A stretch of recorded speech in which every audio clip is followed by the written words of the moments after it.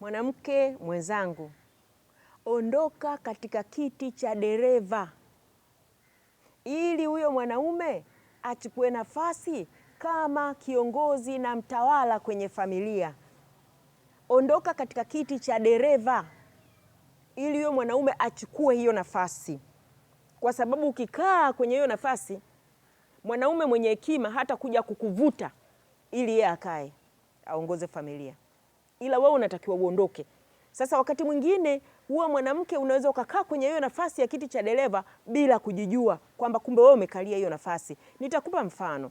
Mfano huu ni wa hali fulani ambayo ilitokea, mazingira ambayo yalitokea mahali fulani.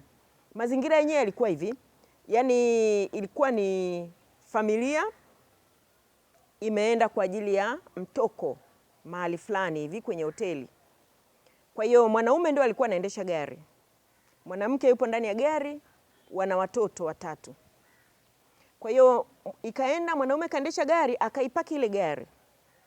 Kwa hiyo alipoipaki ile gari, ilikuwa inatakiwa sasa washuke kwenye gari, wavuke barabara, ndio wanakuwa sasa wanaingia kwenye hoteli ambayo walikuwa waifikie.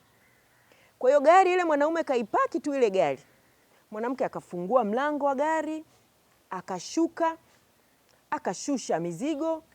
Kulikuwa kuna mabegi mawili yenye matairi yake na pochi 2 ndogo kama za kutundika. Kwa mwanamke akainua zile pochi 2 akatundika kwenye mabega yake huku na huku. Akamuinua mtoto mmoja, akamshika mkono mmoja, mkono huu ameshika mtoto huku anaburuza begi moja akalishika, na mkono huu mwingine pochi moja kaining'iniza begani, akashika na lile begi lingine, akawa anayaburuza, anapita hivyo kwa tabu. Kaongoza mtoto wake mmoja yule mbele mkubwa, mmoja mdogo anaenda naye hivyo kwa shida, akavuka barabara na watoto wake, akaingia moja kwa moja kwenye ile hoteli. Kwa hiyo mumewe akashuka kwenye gari, kamalizia kupaki ile gari vizuri, kashuka, anamwona mke yule ndo anaishia anaingia hotelini. Kwa hiyo mwanaume akatoka, akatembea taratibu, akavuka barabara, anakaingia hotelini. Anaingia pale hoteli, anakuta mwanamke kaisha wakalisha watoto kwenye kiti na mizigo yote kaweka kwenye kiti, tayari anaongea na mtu wa mapokezi. Kwa hiyo sasa ukitazama haya mazingira, moja kwa moja anakuambia yule mwanamke alikuwa hampi kabisa nafasi mume wake kama kiongozi wa ile familia. Kwanza kashuka kwenye gari, kaisha chukua watoto wote 3, anahangaika kuongoza barabarani, pochi zote 2, mabegi yote 2, anaburuta na kwenda nayo yeye mwenyewe hotelini peke yake. Halafu kaenda kuwakalisha watoto, tayari ameenda kuongea kule mapokezi. Kwa hiyo sasa hapo, hebu tusaidiane. Muangalie yule mwanaume sasa, ameshuka kule, afanyeje? Tayari anamwona mke wake yule anaingia, kaisha vuka barabara, anaingia hotelini.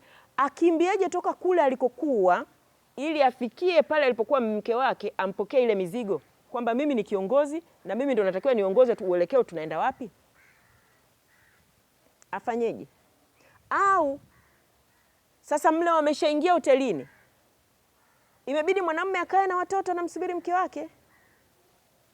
Kwa hiyo afanyeje yule mwanamke pale ndani, mwanaume pale ndani afanyeje? Kwa hiyo alivyoingia pale ndani, tayari mke wake yuko mapokezi, anaongelea pale, aende akamwambie rudi, nenda kakae kule, mimi ndo natakiwa kuongea huko mapokezi kuhusu bili na za kulipia.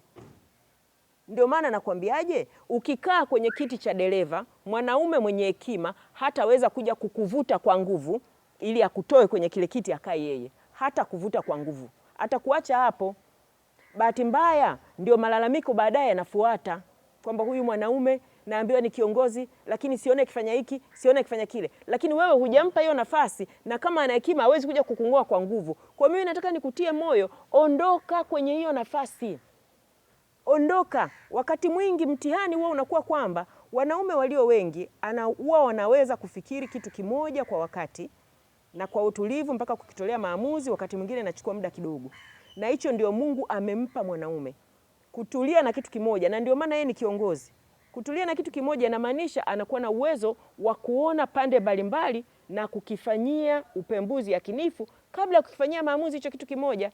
Kwa hiyo mwanamke usiwe na haraka, wakati mwingi mtego huwa ni hapo. Unaona kama anachelewa, afu wewe unaanza kufanya. Muamini huyo mwanaume ambaye Mungu kakupa. Muamini. Wala usiwe na wasiwasi, ondoa wasiwasi, muamini, afu wewe tulia. Tena wakati mwingine hata kama jambo, maana utakapokuwa sasa unataka kuanza ubadilike, umwachie hiyo nafasi, unaweza kuona kama kuna vitu vinaharibika. Ukiona kama kitu kinaharibika, wewe kiache tukiangalie. Labda kama ni kitu cha kufa mtu au kufa mtoto. Lakini kama ni vitu vingine vya kawaida, wewe kiache tukiangalie. Ungeniuliza, ningekwambia yule mwanamke pale kwenye kiti alipokaa, kama alikuwa anafungua mwenyewe mlango na kushuka, kama ni wa kusubiri afunguliwe mlango, alitakiwa kae asubiri afunguliwe mlango, kama hiyo ingekuwa ni tabia waliokuwa wamezoeshana na mume wake kwenye mapenzi yao. Lakini kama huwa anafungua mwenyewe mlango, basi angefungua mlango wa gari, angeshuka, angeshika watoto wake ili wasiende barabarani, asubiri mume ashushe mizigo. Kwa nini uhangaike na mizigo itutuse na mume wako yuko pembeni? Alafu angesubiri mume wake ashuke. Alafu mume wake angechukua ile mizigo mikubwa, yeye angeshikilia watoto. Mume wake ndio aliyetakiwa bebe yale begi upande huu abebe mizigo na mengine atutuse, angetutusa yeye, angeenda tu na watoto taratibu, angeongoza watoto wake, angeingia ndani. Na baada ya kufika pale ndani, alitakiwa kukaa na watoto wake kwenye kiti. Kama mume wake angekuja naye angekaa pembeni na yeye angeendelea kukaa tu, asubiri hapo hapo. Unaona? Hamna jinsi, ingempa tu nafasi yule mwanamume kuona kwamba yeye ndio mwanaume anatakiwa kae kwenye nafasi yake. Kwa hiyo mwanamke mwenzangu, ondoka kwenye hicho kiti. Ukikaa kwenye hicho kiti cha dereva, utalalamika sana kuhusu huyu mwanaume, lakini ukweli wakati mwingine mimi mwanamke, sisi wanawake ndio ambao tunamuondoa mwanaume kwenye nafasi yake. Tulia, subiri. Hata kwenye maamuzi muhimu, unapojadiliana na mume wako, asipokuwa amemalizia kufanya maamuzi, tulia, subiri, usiwe na haraka. Mpaka wakati mwingine, kwa heri.